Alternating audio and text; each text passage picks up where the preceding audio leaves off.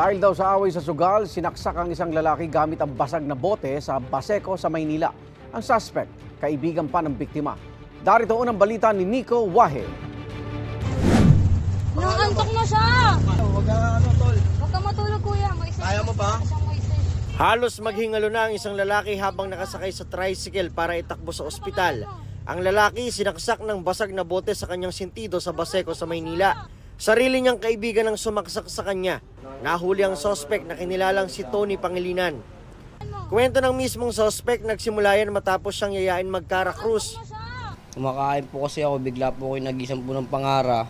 Galing po ako ng alilinis ko lang po ng sasakyan. Yaya po ako magkarakrus, ayoko po magkarakrus po.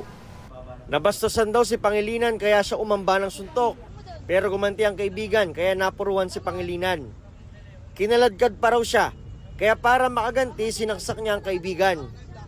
Inabangan ni suspect itong biktima going home na may kasama ho siya. Sabi po nung biktima, binasag ho yung bote ho ng soft drinks at sinaksak ho yung biktima na kung saan naman tinamaan sa left side do ng kanyang forehead. Ayon sa suspect, matagal na raw siya talagang hindi naglalaro ng karakrus. May phobia na po ako dyan dahil hindi na po ako naglalaro talaga ilib po niyan. Bakit po may phobia? Dahil gawa nga po na lagi po ako nahuli po sa ganyan.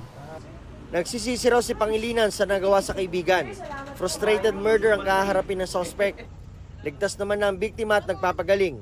Ayon sa Baseco Police Station, dati nang nakulong si Pangilinan. Ito ang unang balita, Nico Wahe, para sa GMA Integrated News. Igan, mauna ka sa mga balita. Mag-subscribe sa GMA Integrated News sa YouTube. Sa mga kapuso abroad, subaybayan nyo kami sa GMA Pinoy TV at sa www.gmanews.tv.